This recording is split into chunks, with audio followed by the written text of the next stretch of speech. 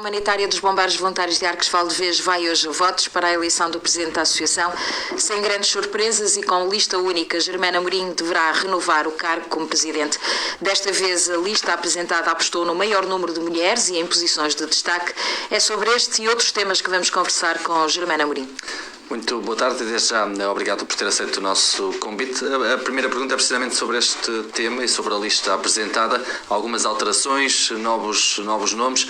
Houve necessidade de ter aqui alguma mudança?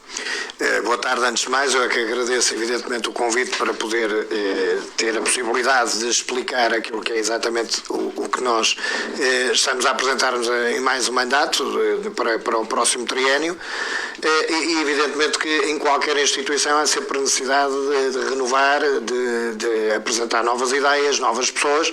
Eu tive uma especial preocupação para incluir mulheres não pelo facto de serem mulheres, mas são mulheres muito capazes, todas com provas dadas na sociedade, acima de tudo do ponto de vista humano, são pessoas que efetivamente são muito bem consideradas socialmente e que têm nos seus planos profissionais e individuais, sociais e familiares provas dadas, digamos assim, e que efetivamente encaixam perfeitamente naquilo que é o projeto que nós temos pela frente e que são pessoas que estão atentas à nossa realidade e que efetivamente querem ajudar a instituição a poder trilhar o caminho que nós temos feito ao longo destes anos.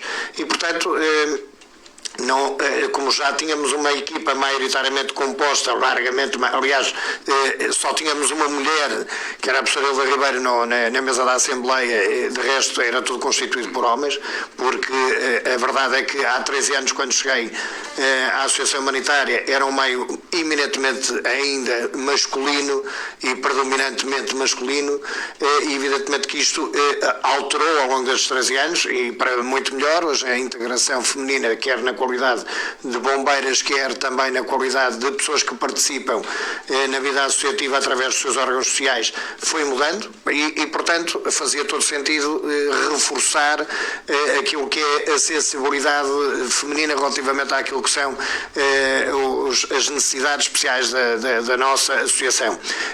Mas refiro, não por serem mulheres, mas por serem pessoas de efetiva qualidade e que merecem exatamente a oportunidade que nos deram de poderem pertencer a esta associação. Portanto, temos muita honra em recebê-las e, portanto, fazer ainda incrementar a melhoria daquilo que é o trabalho que temos vindo a desenvolver. E, portanto, a lógica é apenas essa. Todas as pessoas que saíram foram por especiais situações e estamos muito agradecidos, e aproveito também para agradecer a todas as pessoas que saíram, que deram o seu contributo e que efetivamente nós estamos muito gratos, mas a vida de qualquer instituição passa exatamente por a renovação, e nós entendemos que o caminho certo era escolhermos mais mulheres para integrar os órgãos da associação, e entendo que este é o caminho correto e mais equitativo, e porque a paridade, apesar de não ser a ideal, pelo menos tem aqui algum reforço significativo. Muito bem. Está à frente da Associação Humanitária há 13 anos, num total de 4 mandatos. Este será o 5º. O que falta fazer e quais são as principais linhas de atuação? Olha, eu tive a preocupação de vos enviar aquilo que é o plano de atividades e o orçamento para este triênio, e há sempre tudo para fazer nos bombeiros. Ou seja, nós, infelizmente, apesar da nossa estabilidade económica ou financeira, de termos uma saúde financeira muito saudável, não há dúvida nenhuma, temos um património que cresceu, não temos dívidas, a obra do quartel, que era da nossa responsabilidade, está inteiramente paga, as viaturas, temos uma viatura florestal que virá, contamos este ano, que vem exatamente a um concurso a nível nacional, financiado por fundos comunitários, e que, portanto, receberemos este ano, mas há sempre necessidade de fazer aquilo que é o trabalho do dia-a-dia, e o trabalho do dia-a-dia de um bombeiro é extremamente caro, tanto naquilo que diz respeito à aquisição dos equipamentos de proteção individual, quer no que respeita à formação, quer no que respeita à aquisição ou remodelação de viaturas e portanto, tudo isto faz parte do cotidiano do bombeiro, é extremamente caro, dispendioso e precisa da nossa especial atenção em todas as áreas, quer na área da emergência médica, pré-hospitalar, quer na área do transporte doentes não urgente, quer naquilo que é o tradicional, no acudir às situações de aflição, nos incêndios ou derrocadas, ou o que quer que seja, ou nos acidentes rodoviários, ou o que quer que seja que nós façamos falta. Depois temos aqui, em concreto, algumas novidades no plano de atividades, que se prendem, em primeiro lugar, com aquilo que seria uma vontade desta associação em realizar uma creche ou um centro-dia. E porquê é que eu digo isto? Digo porque nós pensamos as coisas com base naquilo que é o equilíbrio financeiro e económico, sempre da instituição. E, portanto, financeiramente só é possível fazer este investimento se tivermos acesso a recursos que nos possibilitem fazê-lo de forma sustentável. E, portanto, nós temos de verificar se há fundos comunitários disponíveis e para que áreas. E, portanto, fazer a adaptação consoante aquilo que existir relativamente a essas necessidades, porque as necessidades existem, ou seja, o centro-dia passaria por aquilo que é o apoio ao bombeiro, que muitas vezes deu anos de si em prejuízo individual e das suas famílias, e portanto neste momento vêm-se alguns em situações mais débeis do ponto de vista humano, e portanto isso era uma obra de solidariedade perante essas pessoas que efetivamente precisam de um centro de abrigo, digamos assim, para se sentirem mais integrados socialmente e menos expostos à margem, porque aquilo que nós sabemos que é a realidade muito do nosso meio social local, que é o isolamento das pessoas a partir de uma certa faixa etária, e depois também a creche, porque há muitos bombeiros que efetivamente têm filhos e precisam do local adequado para os acolher, e nada melhor do que ter um local perto da instituição em que os pais possam estar efetivamente mais sossegados porque têm as crianças num local adequado e, portanto, seriam essas as duas realidades. Perdão. Agora, tudo isso passaria evidentemente por aquilo que eu disse anteriormente, a montante, que é fazê-lo, mas de forma que não faça, que não dê nenhum tipo de constrangimento financeiro à associação e que permita, portanto, fazer as obras consoante nós sempre fizemos, de maneira sustentável e equilibrada, não comprometendo nunca o futuro da instituição. Mas são duas ideias para estes próximos 3 anos? São duas ideias para estes próximos 3 anos, bem como outra ideia, como por exemplo, que é aquilo que eu tenho aqui no plano de atividades, que é uma novidade relativamente a... Peço perdão... Enquanto procura, deixe-me só questioná-lo relativamente àquilo que era o Código de Conduta. Eu queria falar sobre o Código de Conduta. Relativamente à questão do apoio, não é, social, e depois da creche, isto iria ficar onde? Localizado onde? Já há pensado? Nós tínhamos isto devidamente pensado. Tínhamos um edifício, um prédio que a família ainda está por partilhar, digamos assim, é um património que ainda está por partilhar, e a família eu contactei a família no sentido de verificar se havia possibilidade de ficar com aquele prédio. Eu não quero adiantar muito mais detalhes, porque estamos em fase de negociação ainda, não com a família, mas porque há aqui uma questão de direito relacionado com o direito de preferência relativamente a uns arrendatários desse mesmo prédio, e portanto esse seria o espaço ideal, mas se não for aí será noutro lugar, e portanto teremos possibilidade de fazer exatamente aquilo que é a aposta nestas ideias. Se não for num prédio contíguo àquilo que são as atuais instalações da Associação Humanitária, teremos possibilidade de o fazer noutro lado qualquer, porque a verdade é uma: nós quando apostamos em ampliar e reconstruir aquele que era o quartel existente, sabíamos que nós tínhamos constrangimentos a nível de espaço e portanto nós não podemos crescer mais. Nós temos, por exemplo, neste momento uma grave dificuldade para albergar todas as viaturas neste momento que nós temos adquirido muitos carros, a frota tem aumentado muito. Neste momento temos 5 viaturas à disposição do Instituto Nacional de Emergência Médica para fazer a pré-emergência pré-hospitalar, apesar de que nos atuais moldes e não naquilo que eu gostava que fosse implementado, que eram a criação das equipas de emergência pré-hospitalar, tal como funcionam as equipas de intervenção permanente, mas neste momento não temos onde colocar esta infraestrutura. Até porque depois também haverá outra novidade, que é exatamente um protocolo de colaboração com o Instituto de Emprego e Formação Profissional, em que possivelmente uma das salas vai ficar exatamente entregue o ano todo, conto eu, temos uma reunião marcada para esta semana, com os responsáveis, no sentido de que seja arrendado para formação para o próprio Instituto de Emprego e Formação Profissional, numa entidade que somos nós, a Associação Humanitária, que é certificada por AGERT, e que depois terá também como contrapartida não apenas a aquisição da receita adveniente da renda, a formação para os próprios bombeiros, que será feita gratuitamente. Portanto, é uma situação de ganhar-ganhar, não há nada aqui a perder. Forma de angariação de dinheiro para mais uma forma de angariação. Estamos sempre a reinventar formas de angariar Só dinheiro. Para definir, o prédio que está neste momento pensado é junto ao quartel dos bombeiros, no centro da vila. Exato. Vamos avançar para a questão do Código de Conduta. O Código de Conduta é uma novidade que nós não vamos executar já nesta Assembleia, porque esta é uma Assembleia extraordinária para efeitos de eleição e tomada de posse, e se, como assim se prevê, havendo reeleição, a apresentação do plano de atividades e orçamento, mas na próxima Assembleia estará preparado o Código de Conduta, que tem como objetivo aqui algumas preocupações, do ponto de vista ético, do ponto de vista da maior responsabilidade, do ponto de vista da proteção, por exemplo, situações de denúncia de sócios ou pessoas que são utentes dos bombeiros relativamente a comportamentos que possam ser alvo, às vezes, de queixas, de críticas.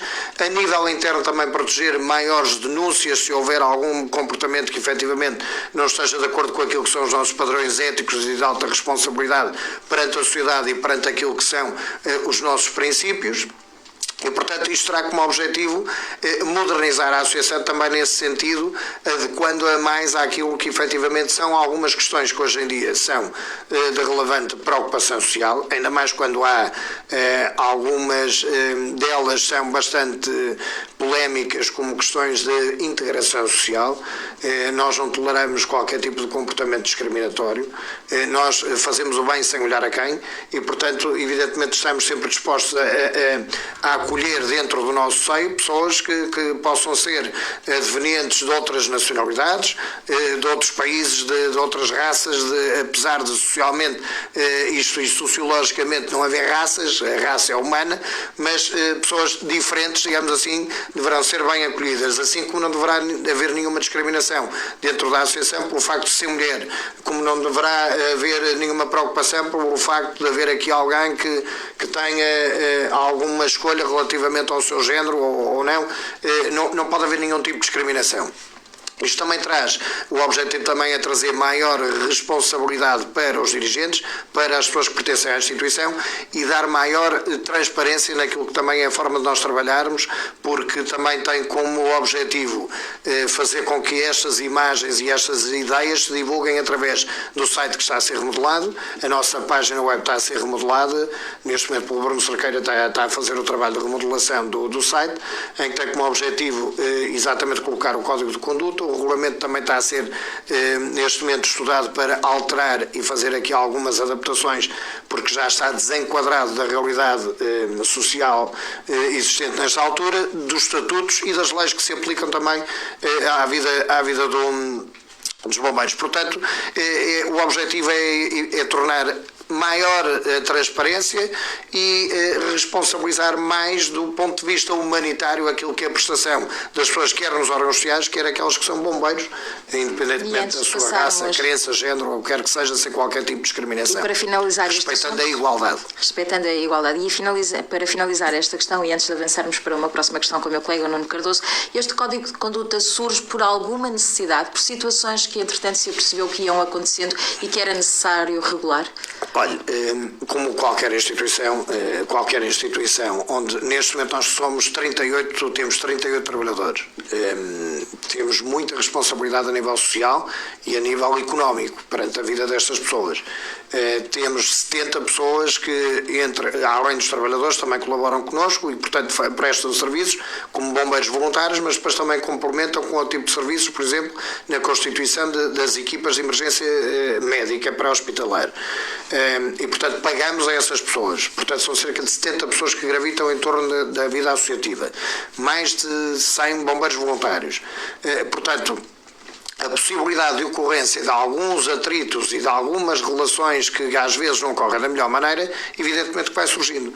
Nós, mais no sentido da precaução, evidentemente que assistindo tendencialmente que possa haver algum tipo de conflito, tentamos de forma preventiva, estrategicamente, evitar esse tipo de situação e, portanto, estar à frente do tempo e conseguir introduzir no discurso da associação, perante os bombeiros e perante os sócios e perante a sociedade, que efetivamente nós estamos atentos a esse tipo de fenómeno que possam às vezes constituir algum tipo de relação mais discriminatória ou menos correta ou mais intolerável do ponto de vista da defesa dos princípios humanitários que nós defendemos. E, portanto, basicamente é isso. Não há nada que seja muito preocupante, mas queremos que haja um canal também de comunicação dos bombeiros relativamente à forma como as coisas se organizam, mesmo relativamente àquilo que é o papel da direção. Se tiver de ser criticada, e a pessoa não deve ser discriminada por fazer essa crítica. E às vezes há esse problema. Olhamos agora para o lado financeiro, já referiu aí da subida de alguns custos, também com esse protocolo com o Instituto de Emprego e Formação Profissional, que poderá também trazer aqui algumas vantagens. Olhando para o orçamento, há uma subida em relação ao ano anterior. Como é que tudo isto é gerido?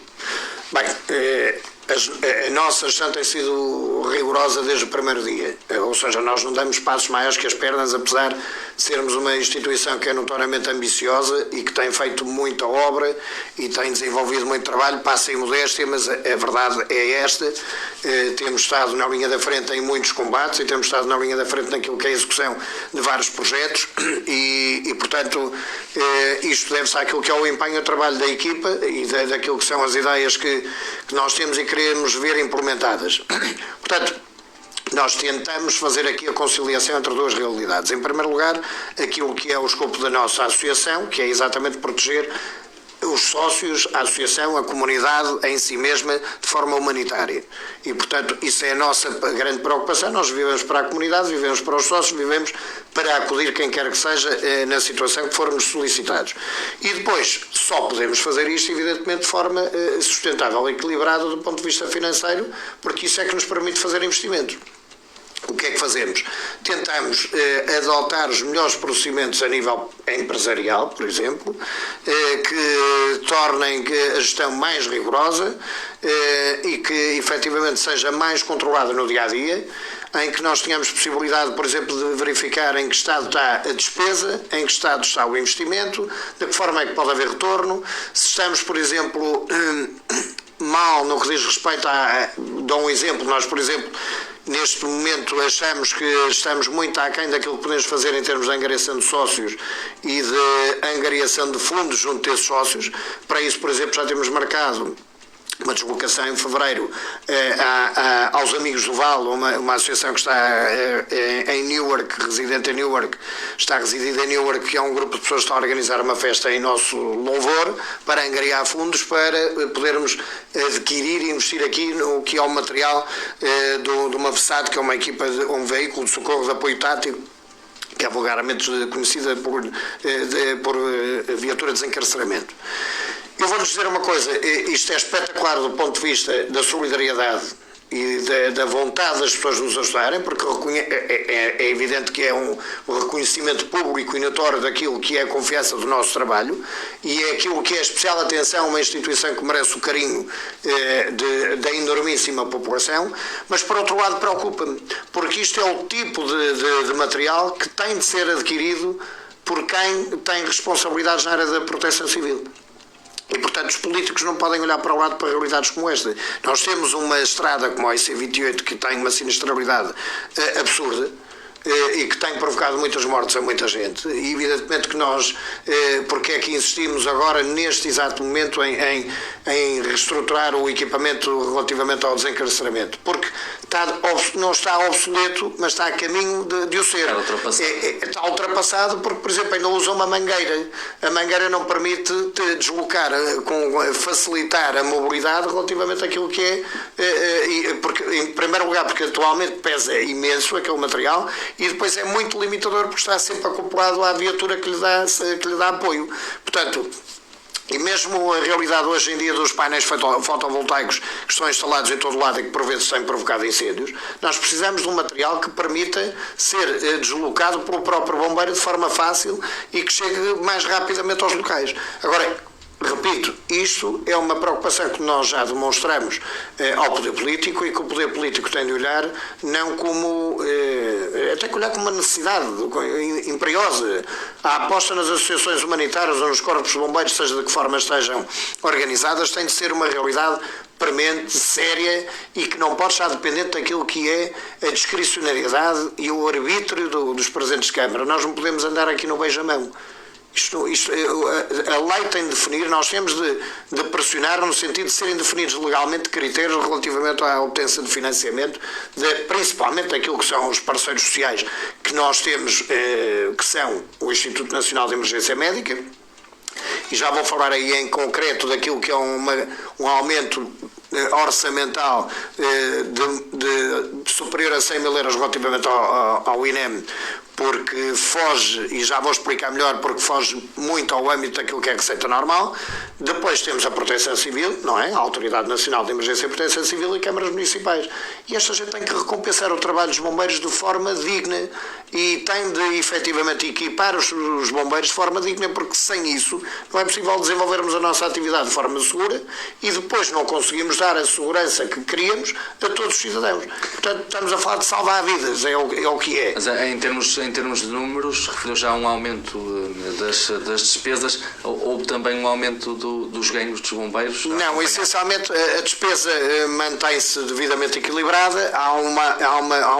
Nós orçamentalmente temos uma previsão relativamente aos ganhos que até já na fase antes do término do ano já vemos que vai ser ultrapassada até face ao ano passado em toda a linha, portanto são ótimos números, tanto na emergência pré-hospitalar como no transporte doente não urgente, que é outro trabalho que merece grande destaque, porque também é um trabalho de apoio social tremendo, porque nós muitas vezes somos nós que também combatemos o isolamento das pessoas que vivem nos locais mais recônditos no transporte das pessoas para os hospitais ou para onde quer que se tratem, como os centros fisiátricos e por aí fora.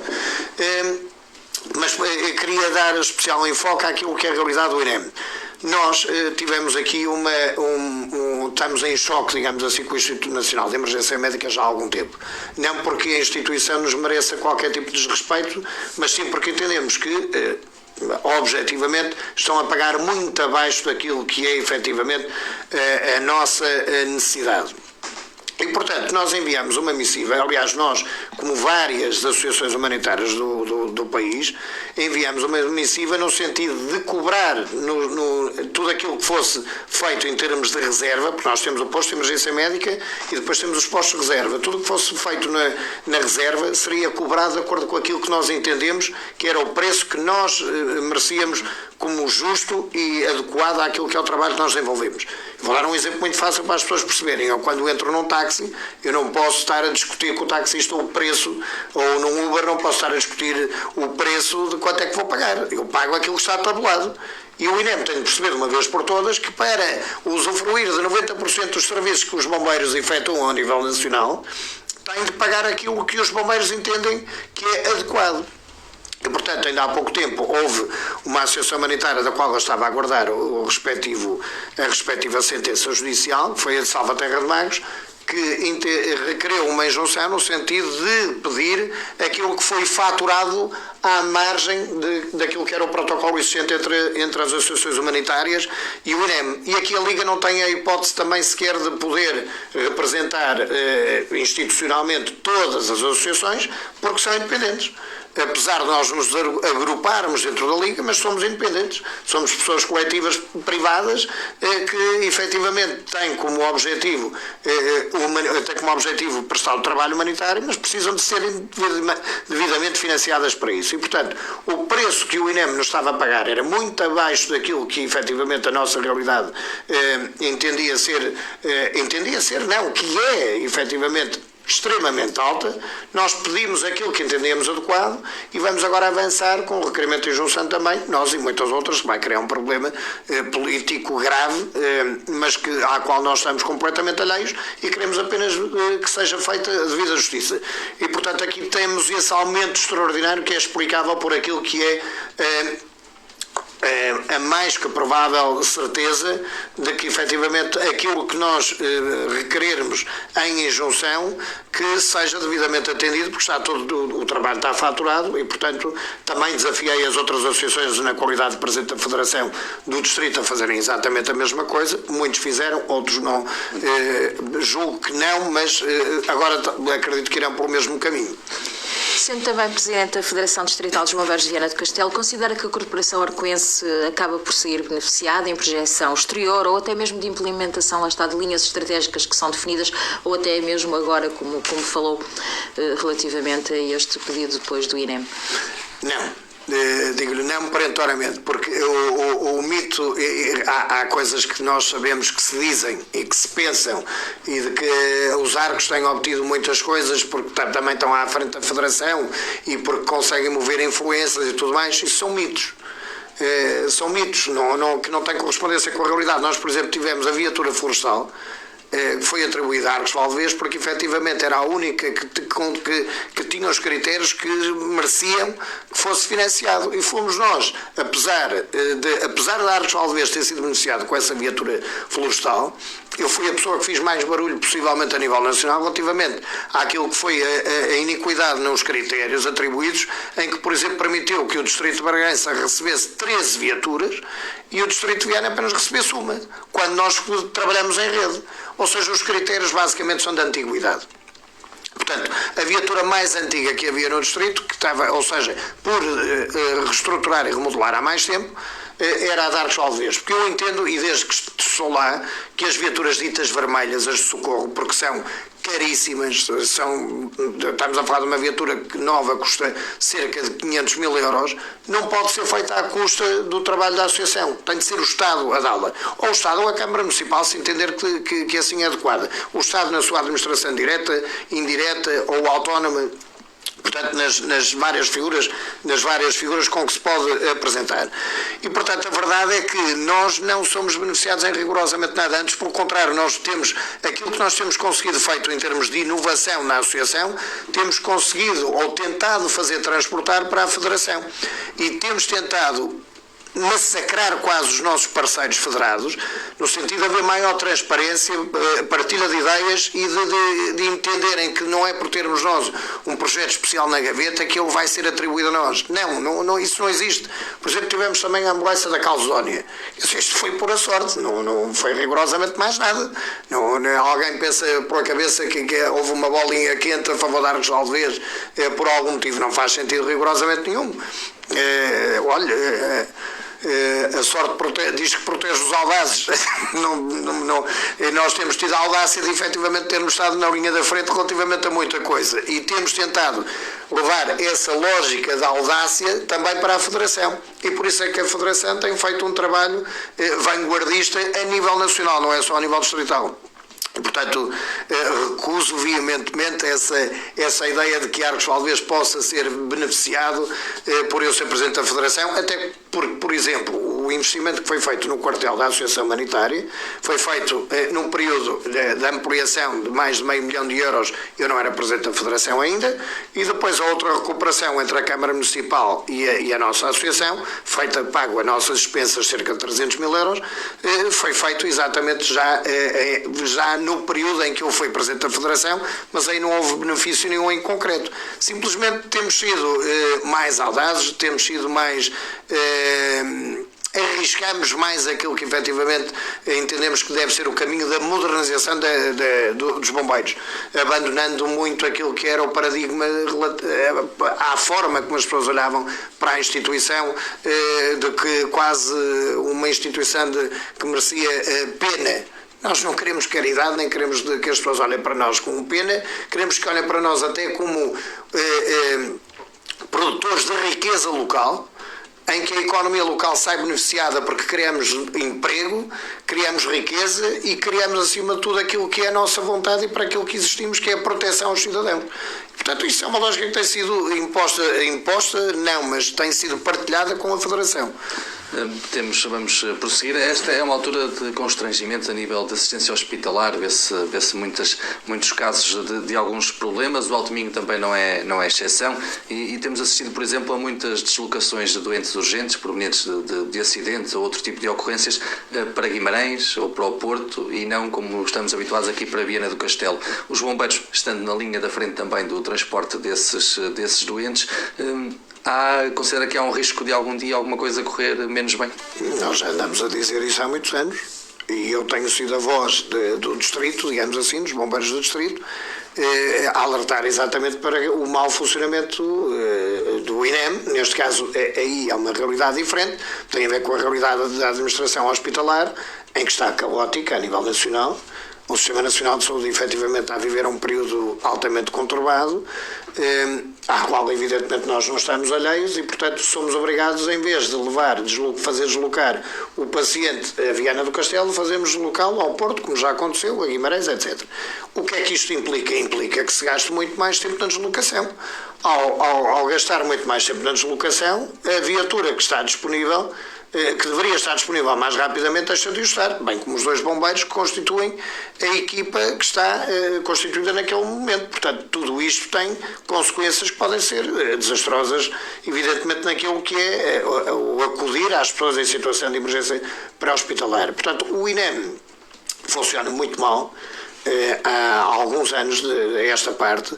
Eu lamento que, por exemplo, mais uma vez, a Federação e os bombeiros tenham estado arredados mais uma vez do plano transfronteiriço daquilo que foi apresentado com mais €500 mil para aquilo que designaram, não sei muito bem, mas vi nas notícias para planos relativamente à inteligência artificial. Eu apetece-me dizer que efetivamente o que mais escasseia neste momento é a inteligência humana, porque a artificial não sei se é aquilo que efetivamente nós precisamos para nos organizarmos, porque nós precisamos é de dinheiro para capacitar melhor as pessoas que acodem ao trabalho das pessoas que estão necessitadas, precisamos de melhores viaturas e precisamos efetivamente melhorar o parque, melhorar as condições, melhorar aquilo que as pessoas pagam. O INEM paga muito pouco às pessoas que faz o trabalho para eles, e daí eu ter apresentado já desde há 2 anos para cá aquilo que foi a criação das equipas de emergência pré-hospitalar, no sentido de, à beira daquilo que foram as equipas de intervenção permanente, ter possibilidade de o Estado pagar, ou pelo menos comparticipar no pagamento, porque neste momento quem está a pagar somos nós, comparticipar isso a nível financeiro, pagando salários dignos às pessoas relativamente àquilo que é o desenvolvimento de uma tarefa que não nos cabe a nós fazer, mas somos nós que a cumprimos em mais de 90% das situações. E, portanto, apesar de estar tudo relacionado e isso ser uma questão administrativa relativamente à parte hospitalar, a verdade é que isto está tudo antes ligado com a desorganização do INEM, que não parece não ter rumo. Uma última questão, até porque o nosso tempo também está a terminar, e mais pessoal, até porque a política também já fez parte do seu percurso. Tem alguma ambição política em termos autárquicos, ser deputado, por exemplo, numa Assembleia da República, ou até assumirá funções na área da proteção civil? Olha, eu vou-lhe dizer uma coisa, eu continuo a fazer política. A política deriva de polis. Polis são todos os assuntos que dizem respeito exatamente àquilo que são os assuntos, essa mesma da cidade, da vila, da polis. E, portanto, isto que estamos a fazer hoje aqui é política, não é a política partidária. Entendo o alcance da sua pergunta, evidentemente, mas não poderia deixar de dizer isto, porque hoje em dia as pessoas têm de participar mais socialmente nas associações, a sociedade tem de ser mais ativa e temos de efetivamente procurar formas de participação na sociedade que não sejam apenas através dos partidos políticos, que estão a viver também eles sim uma crise democrática grave, porque deixaram de cumprir aquilo que era o seu desiderato, que era fazer representar as pessoas. E, portanto, há muita gente que se senta à margem. Eu não digo desta água nunca beberei, porque eu sou um apaixonado por política. E tudo que diga a respeito à política, evidentemente, é uma paixão que eu tenho, e sou um cidadão atento, apartidário. Deixei de ser militante do partido que me acompanhou durante 29 anos e qual eu acompanhei também 29 anos, em que houve um processo de dissolução desse casamento, porque as coisas foram-se deteriorando ao ponto de, efetivamente, não fazer sentido nenhum a continuidade enquanto militante. E, portanto, respondendo à sua pergunta, não me imagino neste momento como candidato à Câmara Municipal em 2025, se é isso que pretendo saber. Agora, como a experiência da vida nos diz, nós nunca podemos dizer nunca, porque podemos trair exatamente aquilo que é a nossa intenção. Agora, sou um cidadão atento. Entendo que há muito para fazer na política, imensa coisa na política, principalmente aqui também a nível local, a nível distrital, a nível regional, a nível nacional, na Assembleia da República, evidentemente que sim. Infelizmente nós temos vindo a assistir àquilo que é uma degradação do ambiente político e daquilo que é uma queda da qualidade da participação dos políticos que a compõem, é um facto.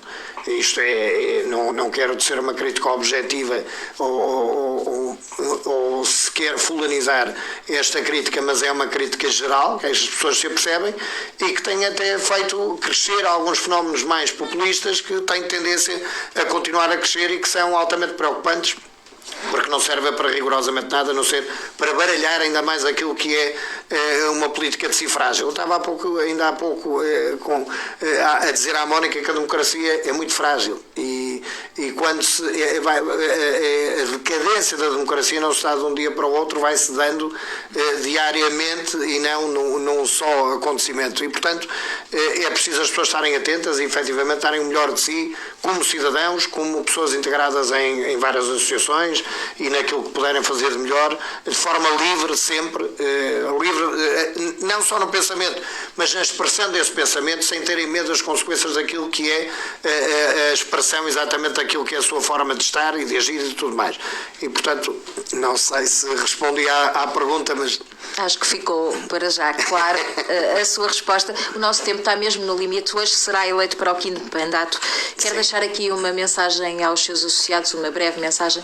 Olha, a mensagem que eu quero é de agradecimento. Agradecimento porque eu, muito sinceramente, conto que este seja o meu último mandato. Porque, do ponto de vista da ambição relativamente a tudo o que eu queria implementar nesta associação, a grande maioria está feito. Falta fazer isto que eu vos falei de novo, como, por exemplo, falta um livro da história da Associação Humanitária que também está no plano de atividades, que já vem do anterior, que não conseguimos executar, e faltam alguns detalhes para que a instituição entre em velocidade de cruzeiro e que possa ter a sustentabilidade necessária para poder viver de forma menos dependente de quem é eleito, mas sim dependente daquilo que é a sua boa organização. Portanto, quero uma palavra de agradecimento, porque efetivamente ao longo destes 13 anos uma enormíssima maioria das pessoas acompanhou-me e agradeceu o trabalho que eu e a minha equipa fizemos ao longo de todos estes anos. Agradecer também todas as pessoas que fizeram parte dos órgãos sociais ao longo destes anos também e que deram de si o melhor possível. Às pessoas que me acompanham e que são as candidatas, agradecer-lhes imenso aquilo que tem sido a sua confiança, porque as sociedades envolvidas são aquelas em que os níveis de confiança são os mais elevados e efetivamente aqui há um grande índice de confiança entre os associados e a comunidade em geral e a Associação Humanitária, porque nos reconhecem esse trabalho, e isso é dito quase diariamente, e isso é muito bom do ponto de vista também individual, enquanto pessoa. Sinto-me efetivamente grato por todo esse reconhecimento e portanto, só me resta agradecer a toda a gente que me tem acompanhado, e evidentemente aos bombeiros e, logicamente, ao meu comandante. Tem sido uma pessoa que é um companheiro de ruta diário e que efetivamente está sempre comigo em todos os períodos, e a todas as pessoas que efetivamente têm conseguido fazer este trabalho que eu penso que é exemplar em várias formas. E, portanto, é uma mensagem de agradecimento, e logo que vão votar, evidentemente, Fica então aqui a mensagem de agradecimento. Resta-nos agradecer a presença do Dr. Germano Amorim aqui na Barca FM para esta conversa que vai iniciar o 5º mandato agora à frente da Associação Humanitária dos Bombeiros Voluntários de Arcos Valdevez. Por nós, ficamos por aqui. Ficamos por aqui, muito obrigado. Eu é que agradeço. Bom dia a todos. Muito obrigado pela presença. Sons da Terra agora até bem perto das 13 horas e depois continua.